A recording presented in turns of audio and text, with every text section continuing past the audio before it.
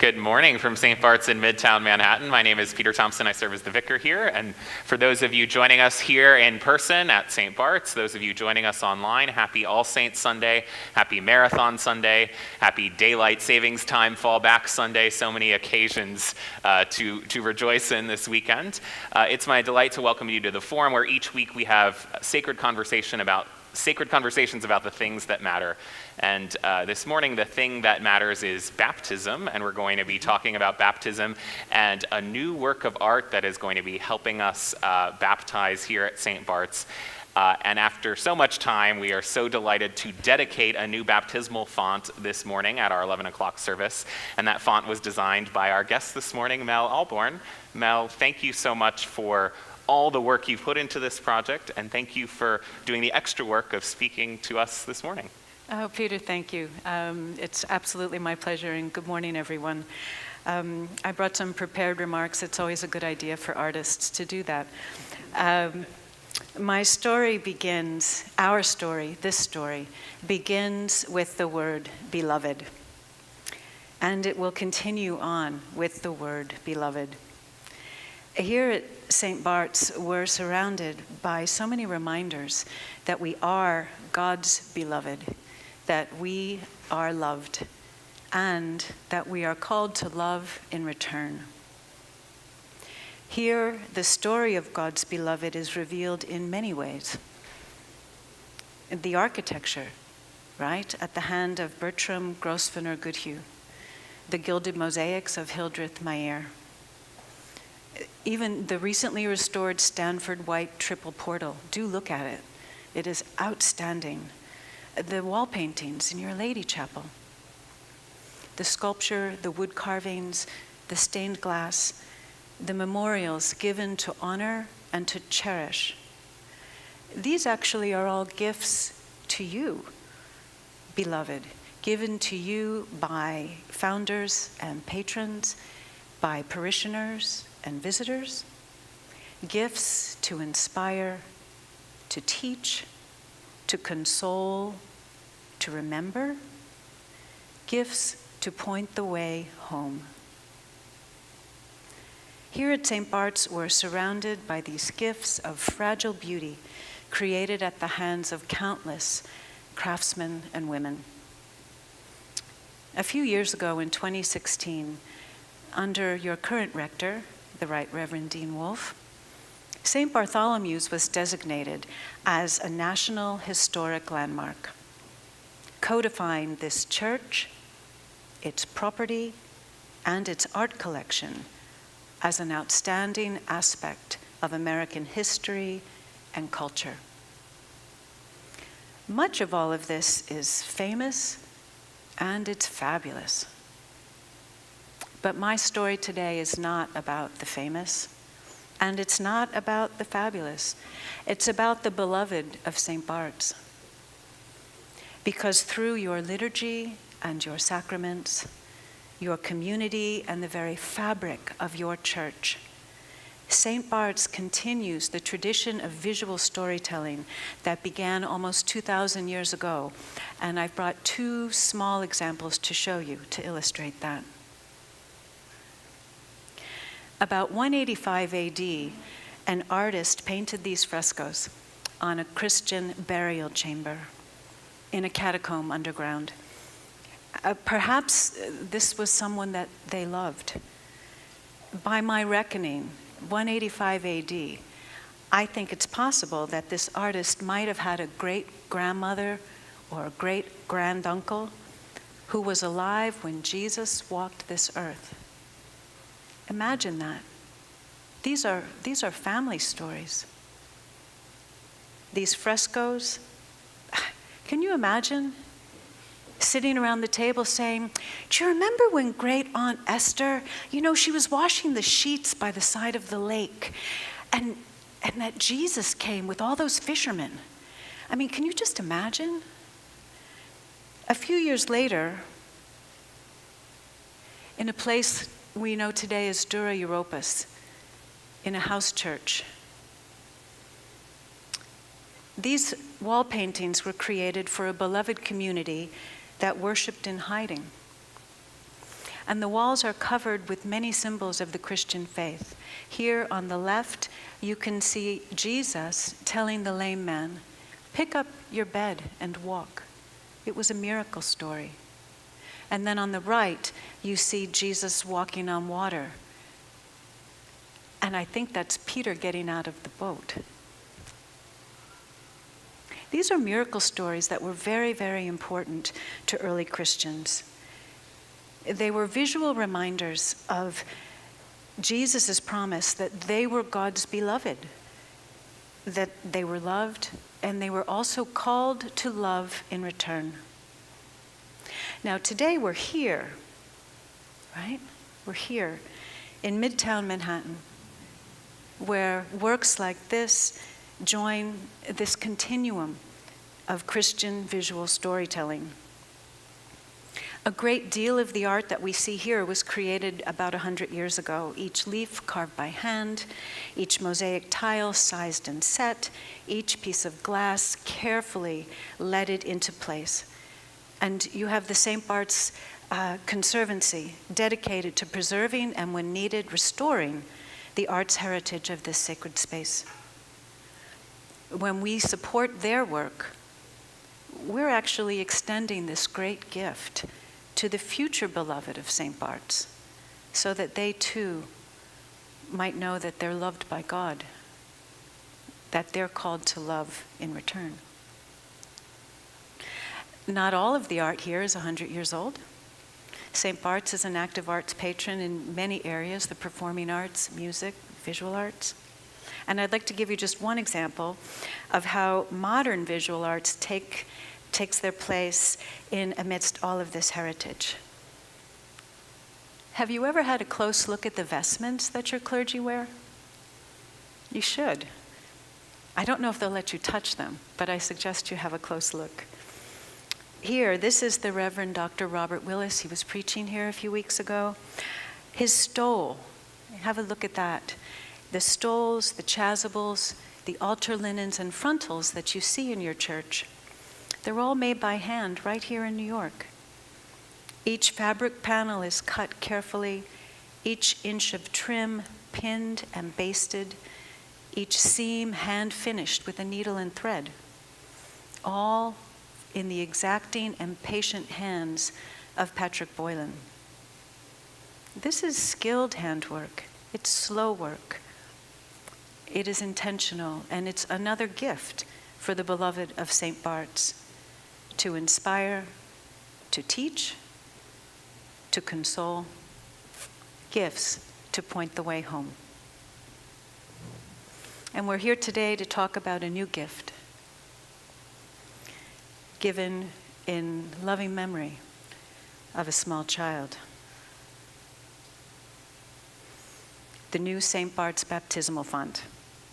I had the privilege of working closely with your leadership, with Bishop Wolf, the Reverend Peter Thompson, the Reverend Meredith Ward, the Reverend Zach Nine.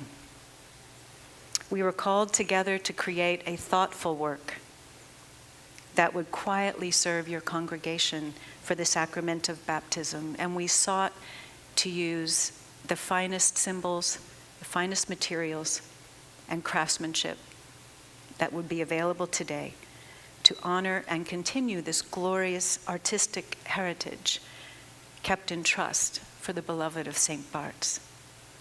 So here's how we did it. I brought you some pictures. We had a three-phase approach: our partnership, selecting symbols and motifs, and then putting it together. Our partnership, our project team, it was a privilege to work with everyone. We had a lot of Zoom meetings, we had some site visits. I learned about the story of the Transfiguration from Peter.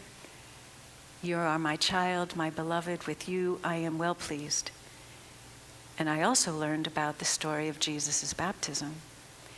You are my child, my beloved. With you I am well pleased. And I learned about baptism and that sacrament here at St. Bart's. We did have site visits. We had some preliminary designs. We looked at a variety of different shapes. And then we began to look at how to represent both the sacrament of baptism and this place, St. Bart's, in this sacramental vessel. We began first with the great dome of St. Bart's and what I like to call the St. Bart's dome cross. This is an iconic symbol here. I know every time you walk into your sanctuary, you see it, yes? I'd like you to have a look at the dome and what's just underneath it. You'll see a number of corbels that have this beautiful dentile effect, giving a sense that the dome is floating. This is something we wanted to quote in the new font. And so here's a picture in progress at the carpenter's shop where you can see the corbels that we selected, and you see some inset bronze medallions that carry the symbols of baptism, the shell from John the Baptist and the descending dove of the Holy Spirit. There's another shot. And here's a close-up. These bronze medallions are not easy to see for folks our size. But if you're a child gathered around the font, you're going to have a bird's eye view.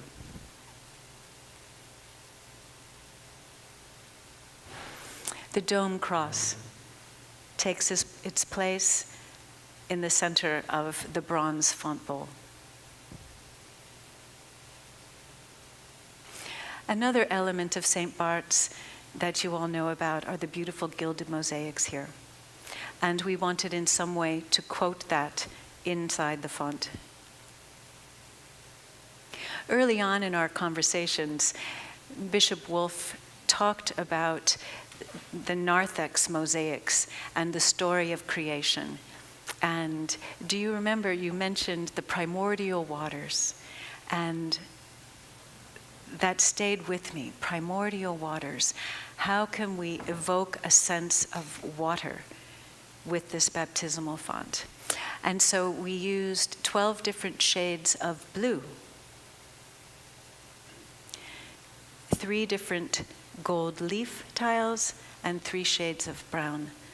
And the gold tiles actually are made with a sheet of glass upon which is laid a very fine layer of genuine gold leaf, and then a thin, clear layer of glass is fused on the top.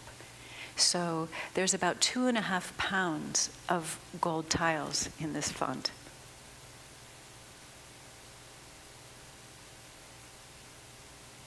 The third major symbol that we are using in this font can be seen first in the pavement of the St. Bart's choir.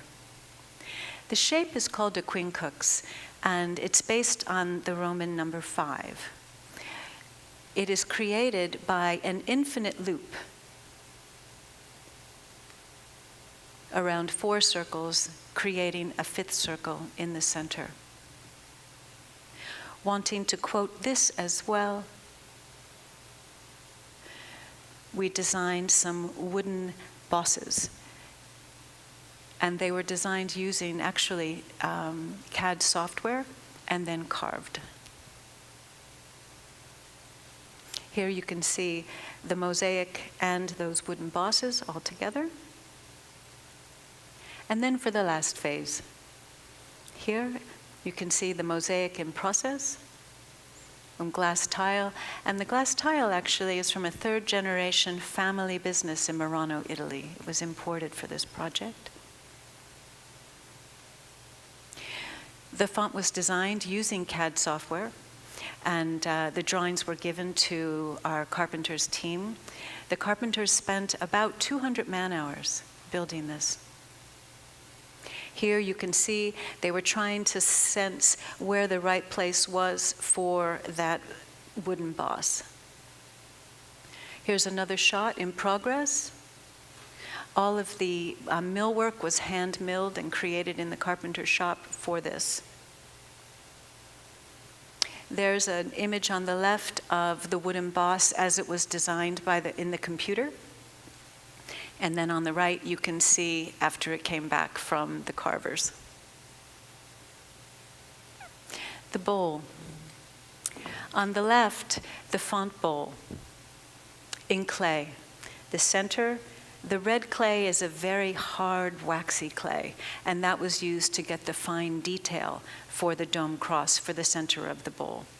The outer sides are another form of clay, and the words, "You are my child, my beloved, with you I am well pleased," were carved into the sides of the bowl. On the right, you see the bowl after it's come out of the foundry in bronze and it's going through a patina process. We use the lost wax process at the foundry, so it starts in clay, a mold is made, a wax positive is made of the bowl. From there, it's invested. That invested collection goes into an oven. The wax evaporates and leaves a space for the molten bronze to be poured. There you can see there's an image of the bowl after the patina. And so we had 16 craftsmen and women with Illumination Studio, at least 4 more people from St. Bart's, many donors, all coming together to honor the memory of a small child and to create this new baptismal font for St. Bart's.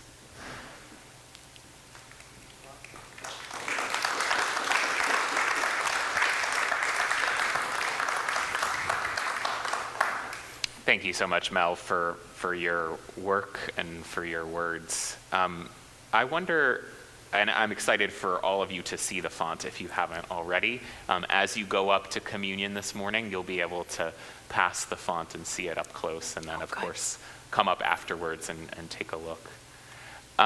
I wonder, you've done a lot of projects over the course of your career. I wonder if you can talk a little bit about how you got into liturgical art in the first place, and what some of the other projects before this font that you're particularly proud of are like. Oh, that's a great question, Peter. Thank you. I was about 5 when I started in my liturgical art career. I was an artist early, precocious. I couldn't sit still. And when I would go to church, or when I went to chapel, when I was in school, I would tuck very small, my father had little golf pencils, so in my pocket I would tuck a golf pencil and little pieces of paper. And because I was always getting yelled at in church, be still, shh, be still, stop. And so I would draw the stained glass windows. I would copy the lettering styles that I saw, and that was really how I started. Fast forward, I was always wanted to be an artist, and yet I was not encouraged to be an artist. I was encouraged to be a scientist. And so when I went to college, I studied science. I also studied classics and a lot of Latin. And out of college, I spent some time in engineering. And as soon as I would get home from the manufacturing plant, I worked in laser systems, I would have out my art history books. I would plan weekend trips to the museum. So I was an artist from a very early age. And some of my, I would say some of the most interesting work that I've done, I had the privilege of working with the Getty Center when they built their new museum about 20 years ago or so. And they were opening their manuscript pavilion. J. Paul Getty has just a fantastic manuscript collection. And when they built their new West LA facility, they built an entire building to house this collection and to display it. And they were interested in introducing their visitors to the making of a manuscript book. What are the steps that go through the preparing of the vellum, the cutting of the quills, the gilding of the pages, the grinding of the pigments? And so that was a very fun project. And I suppose another, a more recent project was a project down in Memphis for the Church of the Holy Communion. They needed to retire a heritage docile curtain that had been imported from England and given to them by the church that is it called sponsored? Like when they were planted about 50 years ago with this curtain. And it simply, it could no longer, it had reached at the end of its restoration life. And so we worked together, and I had the pleasure of working with Patrick Boylan to work on that project. From the very beginning of this process, you were concerned with the theology that we were trying to communicate, and it just struck me, not only were you being a good artist and knowing what the purpose of this work would be, but this is also an act of faith for you, and I'm wondering if you can talk about your own faith life and how that influences your art. Well, that's a hard question to answer. How much time do you have? We've got 20 minutes or so. The theology is important to me. And that started again when I was very, very little. I'm old enough to have participated in the Latin Mass, pre-Vatican II. And so when I was a little girl, priests were dressed all in black at the far end of the church with their backs to the congregation. And the Monsignor McCann was an older gentleman, and he would often say the Mass while leaning over the altar, almost like a rabbi, at the Wailing Wall. And he would intone the Mass in Latin. It was such a mystery. I didn't know what he was saying, but I wanted to know why it was so important. It just captivated me. And that's never left me. Our faith is such a mystery. And I happen to find that art can be a doorway in. And at times people have shared their own experience of art and the symbols of faith and how that has supported them in their lives, whether to teach, to console, to remember, right? To point the way home. The symbols of our faith that we can see in art have the ability to do that with God's help. And so that keeps me going. I wonder if we can talk a little bit about fonts and where you place this work in the history of baptismal fonts. You, I know, looked at a lot of other examples of fonts. One of the biggest surprises to us is none of us were thinking from the start, except for one of our donors, about a bronze bowl. Right. And now it's hard to imagine this font without the bowl. The whole thing is stunning, but the bowl specifically is really stunning. And I'm wondering if you can just talk a little bit about how you see this in comparison with other fonts over the ages, and what led you to some of the choices that you made. Well, first I'll say I think we all made the choices. True. Yes, we did. And I commend you and your colleagues for your patience with me. I asked so many questions. She did. And they were so patient with me. But here we are. There is no other font like this, nor will there be. I don't know how often there is a collaboration between craftsmen and clergy, craftsmen and church, like what we did here.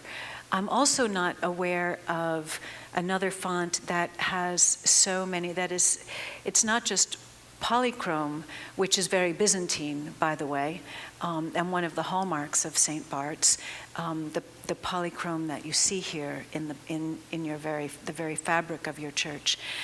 But we sought to integrate so much, symbol of baptism, symbol of Holy Spirit, symbol of sacrament, symbol of St. Bart's, symbol of this community, symbol of the founders of St. Bart's and all of those that have contributed to the creation of St. Bart's today. I'm rather fond of it myself. Do you want to say anything about the bronze, the bowl being bronze? And we also talked a lot about, is the bowl above, is it inset? Right. Yeah. Right. Well, I think there's a, the bowl being above the counter space, that was your choice. That was the choice of your clergy here. Most font bowls actually are inset, right? But there is a quality of proclamation that we see with the raised bowl. The outside of the bowl, actually, if you have a look, and I think it's all right to touch it, but that would be up to you. If you feel it, it has actually a rough, almost a hammered feeling to it, and that was intentional. Our lives can be a little rough sometimes, but the inside is perfectly smooth, and the words surrounding the inside, more proclamation of God's promise to us, and our reminder, we are loved, and we are called to love in return. We have plenty of time for questions. If you have a question for Mel, my colleague Bailey Regan has question cards that she can bring around to you and then collect. If you're joining us online, and we have just as many people joining us online this morning, you can enter in your question to the live chat function on YouTube, the comments function on Facebook, or you can email me, pthompson@stbarts.org. That's pthompson@stbarts.org. Peter? Yes, go ahead. If I could please jump in for one moment. One of the interesting things about St. Bart's is that architecturally we have that extraordinary baptismal chapel with this beautiful angel, and it's designed for 8 people at most, because that's the way baptisms used to be done. And what we realized is that we did not have anything that architecturally that represented baptism in the main church. We used the small silver bowl, which was fine, but really didn't have any kind of ability to proclaim beyond just on the days when we were having baptism. It wasn't left out. And so one of the things I'm excited about is that this will much more reflect, I think, current baptismal theology in the church, which suggests that baptism takes place in the middle of the church, in the middle of liturgy. Everybody's a part of it. Everybody makes promises to support and uphold people in their baptismal life. And the congregation at 11 will get a chance to do that again today. I'm so glad. So. And there was, well, you know, there's one other, Peter, your previous question, and I know, Bishop Wolf, this was important to you as well. This may be the only baptismal font in history on wheels. Well, welcome. That was an early requirement. Welcome to St. Bart's. You know, the flexibility, the ability to have that baptismal font be available for use in the chapel, to be able to have it stand as baptismal fonts often are placed as you enter the church. So that may be a place where it resides normatively, and then for services, the ability to have it moved and brought to the center of the chancel. Well, my carpenters, had a fabulous time designing the wheels, the casters for you, so that it would do what you needed, but no one really would be the wiser. Our little secret. Yes. And I don't know if you've noticed, the tile floors in the church are not completely smooth. So it's not like we have a flat tile that would be easy to roll things across. We found that when we were bringing in the platform from its four corners, the wheels needed to be reinforced to make it over the roughness in the tile. Well, Peter, I just wanted to say that little piece, and then I'll step out and put the moderator back in his chair. No, it was good to hear from the rector, who was an important voice in the design decisions. So we have a question about precisely that, what it was like for you to collaborate with those who were commissioning your work. And I wonder, is this part of how you normally operate? Oh, what a wonderful question. I love to collaborate. I believe that 1 + 1 = 3 every time. And it's a privilege for me to collaborate, especially with you, because your approach to this work seeks such fulfillment in the rightness of the outcome. And I don't know that any of us knew we would be here when we started, but we had hope and faith that when we did arrive here, it would be right. And I think that's where we got. Yeah, and a huge thank you to you, Mel, because you were extremely generous with your time, and you reached out and you constantly wanted to clarify and make sure you had it exactly right. Yes, actually, I think the thanks is to you, because I did ask a lot of questions. And apologies for all those emails that were slightly delayed as I collected all the information. Someone is wondering what your favorite artist is that inspires you, and other influences beyond the theology and the building itself. Oh, favorite artist. That's very hard to say. I have great favorites in the old masters, but I'm rather fond of Edward Burne-Jones and the Pre-Raphaelites, and I'll tell you why. There's a narrative to the work of Burne-Jones. You look at one of his paintings and you see a story. He paints with symbols, and they're universal symbols. He uses realism, but they're not realistic. So you know it's a story. You know that it is leading you to finish the story yourself as you're looking at his paintings. And that, I think, is a quality that the best works of art in service of faith do. They help us. They teach us, they inspire us, they help us remember the story, they console us when we need that assurance. What comments might you have on the state of liturgical art right now? We were, as you mentioned, we were given the gift of this amazing building, some of which came from the building before. Mm-hmm. We have this amazing treasury. It's part of why so many people show up here, mm-hmm. is this beautiful work of art that is this building. And yet, so many churches are strapped for cash now, and mm-hmm. This is expensive stuff. Mm-hmm. What do you see as the opportunities and challenges of liturgical art in the 21st century? Oh, I think there's great opportunity. Looking at the founders of this building, and this I think is your third, yes. Right?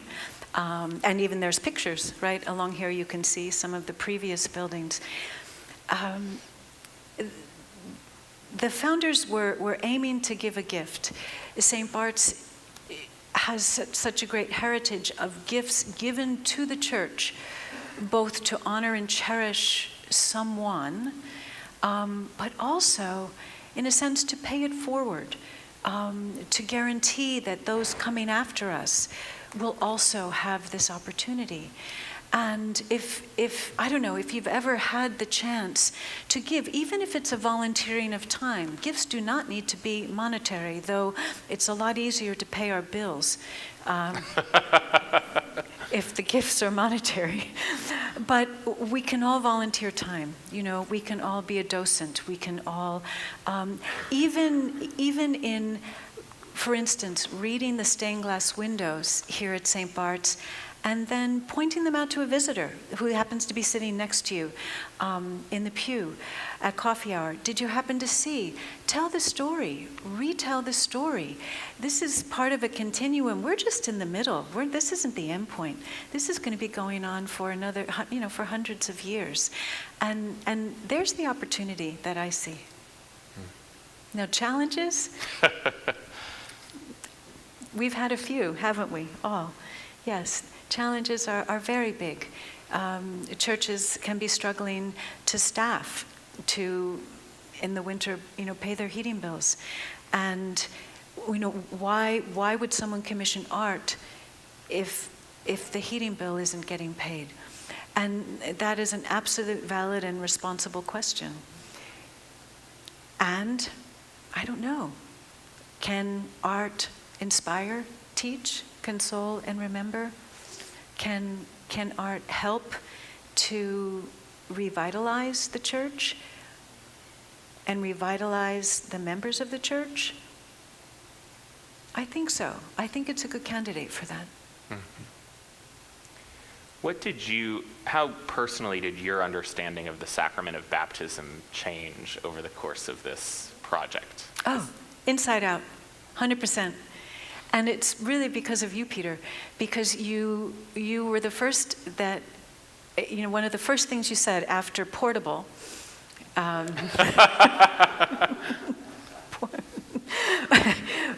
was, it's true. Small detail. Portable, was transfiguration. And I've been thinking about that more and more, in fact, this past week, and what does that mean for us when we are baptized and we receive the prayers and the sacrament? You are my beloved, my child, with you I am well pleased. Yes, we've all received that, yes? So does that mean that at some point the transfiguration awaits each of us? I don't have an answer, but I've been thinking on that quite a bit, and I think that's a rather profound connection. I think that's worthy of some time. Well, in some ways, that was the accident of it was Hildreth Meyer who gave that to us by putting that. Can't. I'm sorry. You can't shoo that away.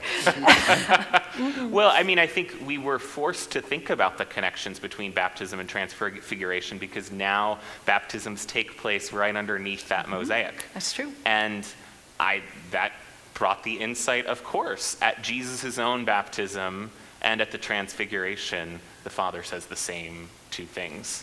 Yes, but what does that mean for us? Right. Because we are baptized. Mm-hmm. Yes. So what is that beautiful passage? And now we all with unveiled faces, Mm-hmm. right? Reflect on the glory of the Lord. 2 Corinthians, yeah. Yes? I don't know. I'm waiting for a sermon. I'm sure there will be. This coming year, we're going to have the Feast of the Transfiguration in addition to the last Sunday after Epiphany, so there will be many opportunities to look at the Transfiguration story. Mel, what's next? What are the projects that you're working on now to the extent that you can talk about them? What's next? Well, I have a beautiful tabernacle that I'm working on that the process is similar to your font in that it's designed in 3D using CAD software, and it will use some 3D printing in order to form some of the elements that will then be handmade to go onto it. There are several churches that ask me how we need a refresh. We don't have the funds for a full renovation, but yet we would like to refresh our space. How can we do that? And I always enjoy those challenges. So those are the primary projects I'm working on right now, that and always painting. Yeah, do you want to talk a little bit, I know you have your studio's site, Illumination Studio, and then you have your own website that focuses more on your paintings. Do you want to talk a little bit about what you take as the subjects for your painting and your painting process? Sure. I'm rather fond of Old Master Madonnas, and I enjoy many of the greats. And there's so much to be learned, and most fine art painters will tell you there's so much to be learned by looking at an old master and copying it. But you can't just copy it, you need to change something. And one example, and one of my personal favorites is a painting that I titled Addiction Madonna. And it was painted in honor of all of those, asking for God's mercy for all of those who suffer from addiction. And the Christ child, I changed the face of the Christ child to have the gray pallor of a child that has been born to a mother who was addicted. And if you look at the Christ child's layette, in the corner there's a button, but that button is actually an OxyContin pill. Such a plague on our society. You know, in the Middle Ages, whole villages would come out and parade and process with banners of the Mother of God, begging mercy. Well, I'm begging for mercy for all of those who suffer from addiction today. Wow. That's going to be the first thing I look up when I go home this afternoon. So we're about to dedicate this font. What is it like for you this moment when this thing you've been working on for so long that you hand it over to a community to use? It's handed over, and so I will be a member of the congregation, and will step back and gladly see it welcomed fully into the family, the beloved of St. Bart's. Mel, thank you so much for everything. It's my pleasure. Thank you, Peter. Thank you.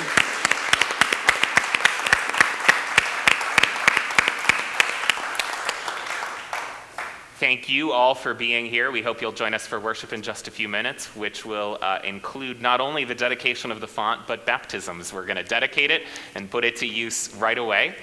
So join us whether you're here in person or online. We also hope you'll join us next week for the forum. We'll be observing Veterans Day, and we'll have a veteran with us, Harry Foster, who will be talking about his service in the military and how he has worked to help other veterans transition to civilian life. So please join us next week at 10 a.m. Wonderful. Take care. Thank you.